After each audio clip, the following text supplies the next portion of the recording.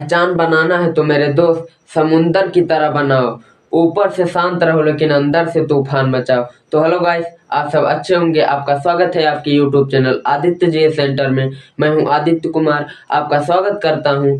आइए आज हम जानेंगे केमिस्ट्री का एक ही बहुत भयंकर चैप्टर है, बहुत ही इजी चैप्टर है सबके। हेलो गाइस, पहचान बनाना है तो समुंदर की तरह बनाओ, ऊपर से शांत रहो मगर अंदर से तूफान मचाओ। तो हेलो गाइस, आप सब अच्छे होंगे। आपका स्वागत है आपके YouTube channel Aditya ji centre में।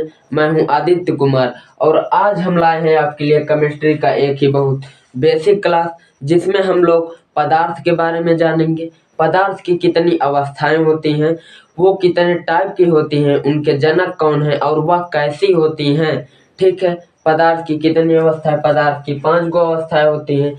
उन 5 अवस्थाओं के बारे में जानेंगे कि कैसे होते हैं ये और इनके जनक कौन है, ये कब आया था। ठीक है दोस्तों, तो आइए स्टार्ट करते हैं हम अपने वीडियो को। तो देखिए दोस्तों, केमिस्ट्री केमिस्ट्री मतलब रसायन विज्ञान। केमिस्ट्री मतलब रसायन विज्ञान। केमिस्ट्री क्या होता है, यह किससे मिलकर बना हुआ है, इस शब्द की उत्पत्ति कहाँ से हुई है, ये मैंने इसकी वीडियो बना दी है, आप इसको देख सकते हैं। मैंने केमिस्ट्री की क्लास कल ही स्टार्ट कर दी थी। आज उसमें दूसरा पार्ट जो है मैटर। मैटर मतलब पदार्थ। मैटर मतलब पदार्थ, जिसको हम लोग हिंदी में पदार्थ बोलते हैं। क्या होता है पदार्थ, मैटर? आपने बहुत से लोगों के मुंह से सुना होगा, कहते हैं कि भैया इस पदार्थ को मत छुओ, उस पदार्थ को मत छुओ। आखिर होता क्या है ये पदार्थ, इसके बारे में पहले जानिए। देखिए, पदार्थ किसे कहते हैं? दुनिया की कोई भी वस्तु जिसमें द्रव्यमान हो और जो स्थान घेरे, उसी को हम लोग पदार्थ कहते हैं। ठीक है, जैसे मान लीजिए ये मार्कर है, दुनिया की कोई भी वस्तु हम बोल रहे हैं, कुछ भी आप ले सकते हैं। जैसे ये हमने मार्कर लिया, ये कुछ न कुछ पदार्थ है, जैसे कि इसमें कुछ न कुछ भार होगा और अगर इसको हम लोग रखेंगे, मान लीजिए हमने अपने हाथ पे ऐसे रखा तो इस पे कुछ न कुछ स्थान इसने घेरा, तो ये क्या है? पदार्थ है। दुनिया की कोई भी वस्तु जिसमें द्रव्यमान हो और जो स्थान घेरती है, उसे हम लोग पदार्थ कहते हैं, यानी कि मैटर। ठीक है दोस्तों, अब हम ये जानेंगे कि पदार्थ की कितनी अवस्थाएं होती है। देखिए दोस्तों, अगर वैसे 8 और 9th तक जो होता है वो तो पदार्थ की 3 अवस्थाएं ही होती हैं। अभी पदार्थ की 5 अवस्थाएं अनलेबल नहीं है, सभी बुकों में दिया नहीं रहता है, लेकिन आज हम इन सभी के बारे में चर्चा करेंगे। जैसे कि हम स्टार्ट करते हैं सॉलिड से। सॉलिड से पदार्थ की पहली अवस्था सॉलिड होती है, जिसको हम लोग हिंदी में ठोस बोलते हैं। और पदार्थ की दूसरी अवस्था लिक्विड मतलब द्रव। पदार्थ की तीसरी अवस्था गैस होती है, जिसको हम लोग हिंदी में गैस ही बोलते हैं। और पदार्थ की चौथी अवस्था प्लाज्मा होती है, जिसको हम लोग हिंदी में भी प्लाज्मा बोलते हैं। पदार्थ की 5वीं अवस्था बोस-आइंस्टीन कंडेंसेट, जिसको हम लोग शॉर्ट फॉर्म में बीईसी बोलते हैं। इसको हिंदी में भी हम लोग बोस-आइंस्टीन कंडेंसेट ही बोलते हैं। ठीक है दोस्तों, आपको इतना समझ में आया कि पदार्थ क्या होता है और पदार्थ की 5 गो अवस्थाएं हैं। ठीक है, तो आइए स्टार्ट करते हैं हम अपने फर्स्ट पहली अवस्था ठोस।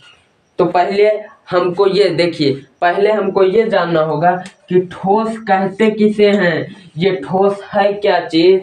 जैसे आपने सुना होगा, भैया इसको तुम नहीं तोड़ सकते, ये बहुत ही ठोस है। ये कैसा है? ठोस है। तो ठोस कहते किसको हैं, पहले आप ये समझिए। देखिए, पदार्थ की वह अवस्था जिसका आकार एवं आयतन दोनों निश्चित होता है, उसी को हम लोग ठोस कहते हैं। पदार्थ की वह अवस्था जिसका आकार एवं आयतन दोनों निश्चित हो, उसे हम लोग ठोस कहते हैं। निश्चित, इसकी अवस्था निश्चित है, इसका मतलब समझिए। जैसे मान लीजिए कि कोनो पदार्थ है, उसका आकार निश्चित है, मतलब वो हिल डोल ऐसे नहीं करेगा, वो अपने स्थान पे ही रहेगा। जब आप उसको हटाएंगे तब वह हटेगा या नहीं हटेगा, या हटेगा भी, लेकिन वो किस फॉर्म में है? ठोस के फॉर्म में है। जैसे आप कुर्सी ले लीजिए, ये ठोस फॉर्म में है, क्योंकि पदार्थ की ऐसी अवस्था जिसका आकार एवं आयतन दोनों निश्चित है। जैसे मान लीजिए आपने कुर्सी ले लिया, चेयर ले लिया, आपने चेयर लिया तो उसका आकार एवं आयतन दोनों निश्चित है। जैसे आप मान लीजिए आप एक कमरे में उस किसी कुर्सी को रख कर और बंद कर दीजिए, लॉक कर दीजिए, और 10 साल बाद आइए देखिए वो कुर्सी उतनी ही बड़ी रहेगी। ये नहीं कि वो एकदम छत से ऊपर से पूरा बाढ़ के बहुत लंबी हो गई है, नहीं होगी, क्योंकि ठोस जो होता है इसका आकार एवं आयतन दोनों निश्चित होता है। इसका जो आकार है वो भी निश्चित रहेगा, शेप भी निश्चित रहेगा, और इसका जो आयतन है, एरिया है, क्षेत्रफल है, वो भी एकदम निश्चित रहेगा। ठीक है, इतना समझ में आ गया। अब ठोस के गुण क्या होते हैं, ठोस को हम पहचानेंगे कैसे? ठीक है, देखिए ठोस जो होता है, ठोस का गुण, ठोस का घनत्व तो निश्चित होता, मतलब ठोस का घनत्व तो ज्यादा होता है। ठोस का घनत्व तो क्या होता है? ज्यादा होता है। और पहला गुण, दूसरा गुण है इसमें कि ठोस का आकार एवं आयतन दोनों निश्चित होता है। ठोस का आकार एवं आयतन दोनों निश्चित होता है। और तीसरा जो है, ठोस में बहाव की प्रवृत्ति नहीं पाई जाती है, मतलब ये बहेगा नहीं कि ऐसे बह जाए एकदम खखोर के। ठीक है, इसमें बहने की प्रवृत्ति नहीं पाई जाती है। आपको ठोस समझ में आ गया? देखिए अब हम द्रव के बारे में समझते हैं। पदार्थ की दूसरी अवस्था द्रव कहलाती है। तो द्रव के बारे में हम लोग जान लेते हैं, मतलब लिक्विड। लिक्विड द्रव किसे कहते हैं? हमने ठोस के बारे में एकदम अच्छे से जानकारी प्राप्त कर चुका है हमने अभी, कि ठोस किसे कहते हैं, उसके गुण क्या हैं, ठोस को हम लोग कैसे पहचान सकते हैं। लेकिन अगर आपके दिमाग में एक कंफ्यूजन है कि ठोस के जनक कौन है, ये हमने नहीं बताया, तो हम अभी लास्ट में बताएंगे कि इन सब चीजों के जनक कौन है, ये कब आया था, कैसे आया था, किसके नाम पे रखा गया। ठीक है दोस्तों, देखिए द्रव, द्रव किसे कहते हैं? पदार्थ की वह भौतिक अवस्था जिसका आकार अनिश्चित तथा आयतन निश्चित रहे। पदार्थ की वह भौतिक अवस्था जिसका आकार अनिश्चित तथा आयतन निश्चित रहे, उसे हम लोग द्रव कहते हैं। उसे हम लोग द्रव कहते हैं। जैसे जैसे आप द्रव, द्रव मतलब पानी आप ले सकते हैं। जैसे आपने पानी लिया है, अगर आपने गिलास में पानी को रखा है तो उसका क्या हुआ, आकार चेंज हो गया। पानी ने 1 लीटर पानी है, 1 लीटर का गिलास है, उस पानी ने क्या किया, उस गिलास का शेप ले लिया, उस गिलास का आकार ले लिया। लेकिन अगर उसी 1 लीटर पानी को आप किसी अन्य बर्तन में, कटोरे वगैरह में डालेंगे ना, तो कटोरे का शेप ले लेगा। पानी उतना ही है लेकिन उसका आकार बदल गया। इसलिए जो द्रव होता है इसका आकार अनिश्चित होता है, इसको जिस चीज में रखेंगे उसका आकार ले लेगा, लेकिन आयतन उतना ही रहेगा। क्योंकि अगर 1 लीटर पानी है, उसको चाहे गिलास में रखें चाहे बाल्टी में, पानी उतना ही है, बस आकार चेंज होगा। आपको इतना समझ में आ गया? तो इसके गुण कौन कौन से हैं, इसको कैसे पहचानेंगे? देखिए इसमें द्रव जो होता है, द्रव में पहला जो, अगर आपसे क्वेश्चन में पूछ लिया कि द्रव के गुण क्या होते हैं, द्रव के गुण क्या होते हैं, तो आप क्या जवाब देंगे, इसको समझिए। पहला नंबर आप ये बताएंगे कि द्रव जो होता है इसका आकार अनिश्चित होता है, लेकिन आयतन कैसा होता है, निश्चित होगा। इतना समझ में आ गया? दूसरा नंबर देखिए, आपको क्या बताना है कि द्रव का घनत्व ठोस से कम होता है। द्रव का घनत्व कैसा होता है, ठोस से कम होता है। और द्रव में बहाव की प्रवृत्ति पाई जाती है। द्रव का होगा, जैसे आप पानी उनी लिए हैं, ऐसे जमीन पे ढलाएंगे तो ऐसे धधक जाएगा, सब पूरा बह जाएगा। ठीक है, इसीलिए द्रव में बहाव की प्रवृत्ति पाई जाती है। लेकिन कुर्सी वगैरह है, अगर ठोस है, उसको ऐसे बहाएंगे थोड़ी ना धधक के बह जाएगा, उधर ही रहेगा, टूट फूट जाएगा, लेकिन बहेगा नहीं, द्रव बह जाएगा। इसमें बहाव की प्रवृत्ति होती है। ठीक है, द्रव आपको समझ में आ गया? और प्लस इसमें एक बात, द्रव के जो अणु होते हैं, द्रव के जो अणु होते हैं, अगर कोई चीज बना है, अणु से बना है, अणु से पूरा ब्रह्मांड बना हुआ है, एक छोटे से कण, छोटे से पार्टिकल से पूरा ब्रह्मांड बना हुआ है। ठीक है, तो कैसे, उसको हम आपको बता देंगे, हमने बताया भी है, अपने हमारे यूट्यूब चैनल पर आप जाके देख सकते हैं। हमारे चैनल पेज पर हमने इसकी वीडियो डाल चुका है शॉर्ट वीडियो में कि हमने कण से पूरा ब्रह्मांड बना दिया है कैसे, उसको आप देख लीजिएगा। ठीक है, यहाँ पर हम मैटर की चर्चा कर रहे हैं तो मैटर के बारे में ही जानेंगे। देखिए दूसरा और सामने क्या बताया इसमें कि इसके जो आंतरिक अणु होते हैं, जो अणु होते हैं इसके, ये थोड़े दूर दूर होते हैं, ठोस से दूर होते हैं, इसलिए इसमें बहाव की प्रवृत्ति पाई जाती है। और इनमें आकर्षण बल जो लगता है, आकर्षण बल लगता है वह ठोस की अपेक्षा कम लगता है, ठोस की अपेक्षा कम लगता है। इसलिए क्योंकि ठोस में एकदम भरपूर मात्रा में आकर्षण बल लगता है, क्योंकि जो ठोस होता है, अगर कोनो चीज पास पास है, मान लीजिए दुगो चुंबक है, मान लीजिए दुगो चुंबक हो गया, अगर इसको पास पास है ना या ना तो एकदम धचाक से ऐसे चिपक जाएगा, हचाक से चिपक जाएगा ना। इसका मतलब आकर्षित कर लिया, आकर्षण बल कुछ ज्यादा लगा, अगर पास पास में है चिपकाया है, आकर्षण बल कुछ ज्यादा लगा। लेकिन जब द्रव का अणु जो है थोड़ा दूर दूर है ठोस से, जब दूर दूर है तो आकर्षण बल कैसा लगेगा, ठोस से कम ही लगेगा। इसलिए द्रव का जो आकर्षण बल लगता है वह ठोस से कैसा लगता है, कम लगता है, ठोस से कम लगता है। आपको इतना समझ में आ गया द्रव के बारे में। आपको वैसे द्रव, ठोस और गैस के बारे में मालूम होगा एकदम अच्छे से। सिर्फ प्लाज्मा और बोस आइंस्टाइन कंडेंसेट में कुछ प्रॉब्लम होगी, उसको हम एकदम अच्छे से समझेंगे दोस्तों। आपको कोई दिक्कत नहीं होगी, कोई भी एग्जाम में दिक्कत नहीं होगी। ठीक है, जैसे देखिए हमने दो स्टेट के बारे में जान लिया, दो मैटर के स्टेट के बारे में जान लिया। तीसरा जो हमारा होता है वो होता है गैस। तीसरा क्या होता है, गैस होता है, सभी लोग जानते हैं गैस। गैस गैस किसे कहते हैं, हमने ठोस और द्रव के बारे में एकदम अच्छे से जाना, तो अब गैस के बारे में जान लेते हैं थोड़ा बहुत जानकारी।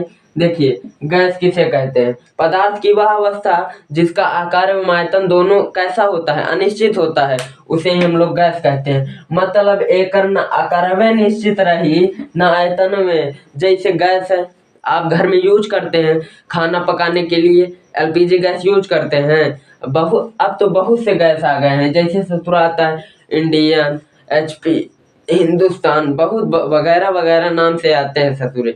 ठीक है, आप यूज करते हैं उनको। ठीक है, जो गैस होता है उसके अंदर भरा होता है। आप गैस का आकार देखे हैं कभी?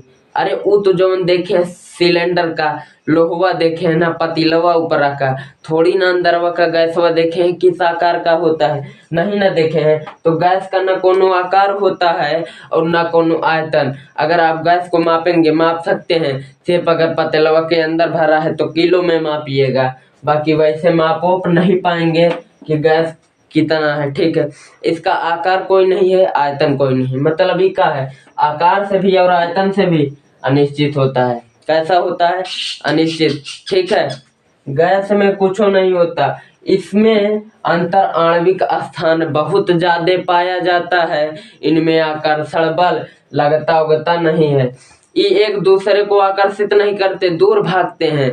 जैसे आप सिलेंडरवा जब आपका लीक करता है ना, आपका पड़ोसियों आके बता देता भैया तुम्हारा सिलेंडर लीक किया हो, कैसे, जब इसके जो अणु होते हैं पार्टिकल वो आपस में चिपकते नहीं आकर्षण बल के कारण, वो दूर भागते हैं। जब आपका सिलेंडर लीक किया तो कोनो इधर भाग गया, कोनो उधर भाग गया, ऐसे जब भागे तो जब आपके पड़ोसी के नाक तक पहुंचे तो उसको सुगंध आई भैया सिलेंडर किसी का लीक किया हुआ, तब आपके घर आए बता दिए। ये लोग क्या करते हैं, गैस आपस में मारपीट करेंगे, एकदम तगड़ा धाड़ धाड़ धाड़ करेंगे।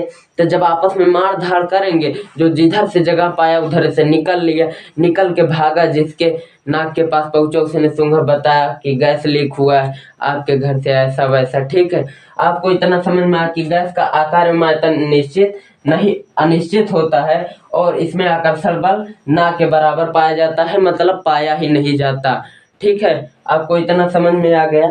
अब हम बढ़ते मतलब चौथी अवस्था जिसको हम लोग प्लाज्मा बोलते हैं।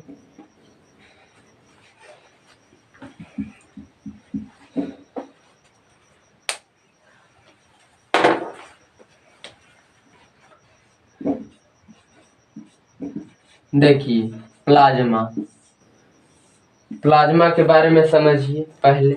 देखिए प्लाज्मा ये जो होता है प्लाज्मा, इसको एकदम अच्छे से समझिएगा। जैसे आपने कभी सोचा होगा कि ये प्लाज्मा जो होता है, सर हमको बहुत बार बताया गया है स्कूल में कि प्लाज्मा पदार्थ की चौथी अवस्था है, लेकिन किसी ने ये नहीं बताया कि प्लाज्मा होता क्या है। हमको सिर्फ ये बता दिया गया ठोस ऐसा होता है, द्रव गैस ऐसा होता है, बस खत्म। नाम बता दिया गया कि प्लाज्मा होता है, चौथी अवस्था है। अब क्या है ये नहीं मालूम, तो सबसे पहले प्लाज्मा की हम लोग ये जान लेते हैं प्लाज्मा की डिफिनेशन क्या है। लेकिन उससे पहले प्लाज्मा की खोज किसने किया था इसको जान लीजिए। प्लाज्मा के खोजकर्ता थे सर जे थॉमसन। कौन थे? Sir J Thomson. Sir J Thomson, कुछ लोग टॉमसन भी बोलते हैं, लेकिन उससे दिक्कत नहीं है, आप थॉमसन बोलिए, टॉमसन, वो सबकी अपनी अपनी अलग साइकोलॉजी होती है। अब क्या करेंगे, दिस इज ह्यूमन साइकोलॉजी, कुछ है। अगर आप जहाँ पर कुछ नहीं जान रहे ना, कुछ भी जानिए चलेगा, ठीक है। क्योंकि जैसे आप जानते हैं कि something is better than nothing, something is better than nothing. जहाँ आप कुछ नहीं समझ रहे, कुछ समझिए, वही बहुत है, ठीक। प्लाज्मा के जो जनक है वो है सर जे थॉमसन। कौन है? Sir J Thomson. अब बोलेंगे सर आपने प्लाज्मा के जनक को तो बता दिया, लेकिन आपने ठोस, द्रव और गैस के जनक को नहीं बताया। क्यों? इस बात को समझिए। देखिए हमने क्यों नहीं बताया उनके जनक को, क्योंकि जो ठोस, द्रव, गैस है ना, ये जो है इनके जनक कोई है ही नहीं, इनके जनक कोई है ही नहीं। सिर्फ इनको मान लिया गया कि ठोस, द्रव, गैस ये तीन मूल कण है, और ये लगभग इतने पुराने वर्षों से चले आ रहे हैं, पुराने कालों से चले आ रहे हैं कि इनके बारे में मालूम ही नहीं है कि इनका खोज किसने किया था। आप कहीं से भी चेक कर लीजिए, इनका जनक कुछ देगा ही नहीं, क्योंकि इनके जनक किसी को माना ही नहीं जाता है, ठीक है। प्लाज्मा के जनक हाल ही में खोज हुआ था, इसीलिए इसके जनक थे सर जे थॉमसन। इन्होंने खोज किया प्लाज्मा की, प्लाज्मा अवस्था की, तो ये सर जे थॉमसन इसके जनक हो गए, ठीक है। आपको इतना मालूम हो गया प्लाज्मा के जो जनक हैं वो सर जे थॉमसन है, खोज करता है सर जे थॉमसन, ठीक है। अब प्लाज्मा की परिभाषा क्या है, प्लाज्मा कहते किसे? देखिए प्लाज्मा की डिफिनेशन जो है वो ये है कि प्लाज्मा जो होता है ये आयनिक गैस का रूप है। कैसा है? आयनिक गैस का रूप है। एकदम ध्यान से समझिएगा ये सब ताकि, लेकिन प्लाज्मा जो होता है ना, समझिए प्लाज्मा जो होता है इन सब चीजों के बारे में आपको खखोर के कोई जल्दी नहीं बताने वाला, इसलिए ध्यान से समझिएगा, वरना आप लाइफ में बहुत पछताओगे दोस्त। देखिए प्लाज्मा जो होता है यह आयनिक गैस का रूप होता है। आयनिक गैस का रूप, हमने क्या बोला? आयनिक गैस का रूप। जब हमने आयनिक बोला, आपके दिमाग में एगो ख्याल आया होगा, आयनिक से आयन, आयनिक से आयन। हाँ दोस्तों आपने सही सोचा, आयनिक, आयनिक मतलब आयन। अब आयन से आपके दिमाग में दो बात चलने लग गई होगी कि पॉजिटिव और निगेटिव, पॉजिटिव और निगेटिव, ठीक है, पॉजिटिव और निगेटिव, प्लस और माइनस, मतलब प्रोटॉन और इलेक्ट्रॉन। आपके दिमाग में चक्कर काटने लगे होंगे कि जब ये आयनिक गैस है तो इसमें जरूर प्लस और माइनस होगा, आयन तभी उत्पन्न होगा, आवेश तभी उत्पन्न होगा, ठीक है। प्लाज्मा जब होता है ना, इस प्लाज्मा बहुत ही हाई टेम्परेचर को कहते हैं। एक सिंपल लैंग्वेज में समझिए कि प्लाज्मा जो होता है एकदम हाई टेम्परेचर। जैसे हमने अभी बोला, आप बोलेंगे सर कि तब यहाँ पर आयन कैसे आया? देखिए हाई टेम्परेचर में आयन कैसे आया? बिना हाई टेम्परेचर के आयन उसमें आ ही नहीं सकता, आवेश उत्पन्न हो ही नहीं सकता। कैसे? समझिए, जैसे मान लीजिए सूर्य है, सूर्य है, उसमें कौन सी गैस पाई जाती है? हीलियम और हाइड्रोजन। हीलियम और हाइड्रोजन दो गैसें पाई जाती हैं। जैसे कि हमने बताया एक आयनिक गैस है, तो उसमें गैस है सूर्य में दो प्रकार की, हीलियम और हाइड्रोजन। वो क्या करती हैं? आपस में एकदम मार धार कर लेंगी ससुरी। जब गैस आपस में मार धार करेंगी ना, तो उधर भागेगा, उधर ऐसे खखोर के सूर्य ऐसे फट जाएगा। एग्जाम्पल के तौर पे समझिए, फटे उठेगा नहीं, ऐसे फट जाएगा तो क्या होगा, एकदम गरम गरम लावा निकलेगा, एकदम खतरनाक। वो जो लावा होगा वो गैसों का एक रूप है। जब उसमें आयन है तो एकदम धधकता हुआ होगा सब पूरा, तो वो क्या होगा, आयन उत्पन्न करेगा, चार्ज उत्पन्न करेगा। तो इसीलिए हमने बोला प्लाज्मा को हम लोग आयनिक गैस का रूप कह सकते हैं। जैसे आपने ज्वालामुखी देखा होगा, ज्वालामुखी क्या होता है, जब विस्फोट होता है तो उसमें से एकदम गरम गरम लावा निकलता है धधकता हुआ, उसको क्या बोल सकते हैं हम लोग, प्लाज्मा बोल सकते हैं। अब बोलेंगे प्लाज्मा कैसे, धरतिया में जो निकला उसको हमने प्लाज्मा बोल दिया। अरे जो खोज किए हैं इसको सर जे थॉमसन का, उसको कहीं और जगह से लेकर आए हैं का, एक का हो गया प्रॉब्लम थोड़ा सा। देखिए वो ज्वालामुखी के बारे में बात कर रहे थे, ज्वालामुखी देखिए दोस्तों, ज्वालामुखी जो होता है, ज्वालामुखी जब एकदम धधक के फटता है ना, तो उसमें से जो लावा निकलता है उसको हम लोग प्लाज्मा कह सकते हैं। क्या कह सकते हैं, प्लाज्मा कह सकते हैं।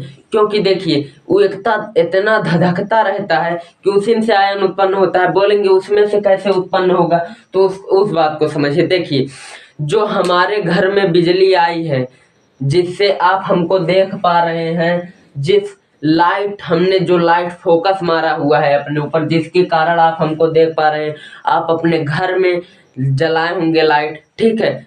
उस लाइट कहाँ से उत्पन्न हुई, उसमें आवेश कहाँ से आया, आयन कहाँ से आया, तो आपने जाना होगा, आपने समझा होगा कि जो कोयला होता है, कोयला जिसको हम लोग काला सोना भी कहते हैं, उस कोयला से ही ये लाइट उत्पन्न, आवेश उत्पन्न किया जाता है, कोयला से ही। जब कोयला से आवेश उत्पन्न हो सकता है तो ज्वालामुखी से काहे नहीं, जब ज्वालामुखी से आयन बनेगा तो वो आयनिक गैस ही होगा, गैस के रूप में ही होगा, तो उसी को हम लोग प्लाज्मा बोल सकते हैं। सिंपल भाषा में जानते रहिए, हाई टेम्परेचर को ही क्या बोलते हैं, प्लाज्मा बोलते हैं। हाई टेम्परेचर को क्या बोलेंगे, प्लाज्मा। अब बोलेंगे सर हम ठोस, द्रव, गैस, ये तीनों चीज तो देख लेंगे, चाहे जहां पर ठोस कुर्सी देख लेंगे, द्रव पानी देख लेंगे, गैस अपने घर में एलपीजी। अब बोलेंगे ये प्लाज्मा कैसे दिखता है, प्लाज्मा समझिए, प्लाज्मा जो होता है इसका आकार एवं आयतन निश्चित नहीं होता है, न कोनो आकार है न कोनो आयतन, ऐसे लुढ़कते पुढ़कते एकदम मस्त से चल रहा है, ठीक है। गैस की तरह ये भी है, जब ये गैस है एक आयनिक, तो इसका कैसा होगा, गैस का ना आकार आयतन निश्चित है ना आकार है। तो प्लाज्मा क्या है, आयनिक गैस, इसका भी आकार एवं आयतन निश्चित नहीं है, ठीक है। आपको इतना समझ में आया। अब प्लाज्मा दिखता कैसे है, बात ही आई एकदम मस्त वाली टॉपिकदार, दिखता कैसे है। जैसे आप बोलेंगे ना, आपके सामने कोनो हीरो का नाम ले तो आप बोलेंगे वो हीरो दिखता कैसे है, बोलेंगे, तो वैसे आप यहाँ पे समझिए प्लाज्मा कैसे दिखता है। आपने खेखार देखा हुआ है, खेखार जैसे गांव देहात में देखेंगे, एकदम जो आदमी होते हैं पुरानिया टाइप के, वो लोग क्या करते हैं, दातून करेंगे और खेखार के एकदम थूक देंगे, क्या सतुरा थूकेंगे। वो जो खेखार होता है, आप उस पर पानी डालेंगे, वो इधर उधर ऐसे लुढ़मुड़ाएगा, लुढ़केगा, वो बहेगा नहीं। वही है प्लाज्मा, न पूरा सॉलिड स्टेट है और न पूरा लिक्विड स्टेट, उसी को बोलते हैं प्लाज्मा। अब आप उसका आकार नाप लेंगे, ससुरा इधर उधर लुढ़मुड़ा रहा है, उसका आयतन मापेंगे कितना है, नहीं ना, तो उसी को क्या बोलते हैं, प्लाज्मा। एक सिंपल तरीके से समझिए, ठीक है। जैसे आदमी नाक को छींकता है ना, छींकता है, तो वही जो नाक होता है उसी को देख लीजिए, पानी डालेंगे नहीं बहेगा, ना पूरा लिक्विड फॉर्म में ना पूरा सॉलिड फॉर्म में है, ठीक है। प्लाज्मा वही है, सिंपल से समझते रहिए। हाई टेम्परेचर को ही क्या बोलते हैं, प्लाज्मा। आपको पदार्थ की चौथी अवस्था एकदम अच्छे से समझ में आ गई होगी। कि पांचवी अवस्था जो होती है उसको हम लोग बीईसी बोलते हैं। इसका फुल फॉर्म होता है Bose Einstein condensate, Bose Einstein condensate. अब बात ये आती है कि बोस आइंस्टाइन कंडेंसेट इसका नाम क्यों रखा गया। देखिए इसका खोज किसने किया, पहला बात ये आता है, इसका खोज किया था सत्येंद्र नाथ बोस। किसने, सत्येंद्र नाथ बोस। किसने किया था, सत्येंद्र नाथ बोस ने इसको खोजा था। किसको? बोस-आइंस्टाइन कंडेंसेट पदार्थ की पांचवी अवस्था को कैसे खोजा था इसको समझिए। ये जो सत्येंद्र नाथ बोस थे ये भारत के रहने वाले थे। ये पहले कोई वैज्ञानिक वगैरह नहीं थे, जब पदार्थ को खोजे नहीं थे, ये तो खोजने के बाद हो गए। ये जो सत्येंद्र नाथ बोस थे ये सिंपल तरीके से एक गुलाम देश में रहते थे जिसका नाम भारत ही है। भारत देश में, तब भारत देश गुलाम देश था, ये उसमें रहते थे और इन्होंने एक पत्र में लिखा पदार्थ की पांचवी अवस्था के बारे में एकदम भरपूर जानकारी कि कैसा होता है कैसा नहीं, ठीक है। उसके बाद इन्होंने एक अंग्रेजी अखबार छापने वाली कंपनी के पास ले गए अपने पेपर को, बोले कि भैया हमने पदार्थ की पांचवी अवस्था खोजी है, इसको भी छाप दीजिए। तो उस अंग्रेजी अखबार वाले ने कहा कि तुम भारतवासी क्या जानते हो ससुरे, निकल यहाँ से। तो ये क्या हुए, गुस्सिया के चल आए एकदम ऐसे और आए घर पर। इन्होंने कागज को मोड़ा जिसमें लिखे थे और लिफाफे में डालकर एकदम मस्त से बंद करके किसके पास भेज दिए? आइंस्टाइन के पास। किसके पास? आइंस्टीन, अल्बर्ट आइंस्टीन के पास उसको भेज दिए। उसके बाद आइंस्टीन ने जब उसको पढ़ा तो एकदम भौचक्के रह गया ससुरा। कोई गुलाम देश में कोई इतना पढ़ा लिखा कैसे हो सकता है? वो एकदम चौंक गए एक बैग से अल्बर्ट आइंस्टीन। तो अल्बर्ट आइंस्टीन ने उसको छापने के लिए जब दिया तो उन्होंने ये नहीं कहा कि ये हमारा सिद्धांत है, उन्होंने कहा कि ये तो सत्येंद्र नाथ बोस का सिद्धांत है। पहले आप ये बात समझिए उस समय कितनी मानवता थी, कितनी ईमानदारी। आज के समय में अगर लोग को इतना मौका मिले ना ससुरा बेच के खा जाए आपको, ठीक है। सिद्धांत चुराने की बात क्या करते हो? सिद्धांत का आपको खड़े ही गायब कर देंगे, आपको ही सिद्धांत की बात। उस समय कितनी मानवता थी, इसीलिए इस पदार्थ का नाम ही पड़ा बोस-आइंस्टाइन कंडेंसेट। सत्येंद्र नाथ बोस के नाम में से बोस दे दिया अपना और आइंस्टीन के, अल्बर्ट आइंस्टीन के नाम से आइंस्टीन ले लिया। कंडेंसेट मतलब पदार्थ की पांचवी अवस्था है, तो बोस आइंस्टाइन कंडेंसेट का निर्माण यहीं से हो गया था, ठीक है। क्योंकि सत्येंद्र नाथ बोस ने कहा कि हमारा यह सिद्धांत कभी नहीं छपता अगर अल्बर्ट आइंस्टीन नहीं होते। इसीलिए इन्होंने मानवता के दर्जे पर अपना नाम और अल्बर्ट आइंस्टीन का नाम मिलाकर इस पदार्थ का नाम दिया था, ठीक है। इस नियम का खोज सत्येंद्र नाथ बोस ने 5 जून 1995 ईस्वी में किया था। कब किया था? 5 जून 1995 ईस्वी में किया था, ठीक है।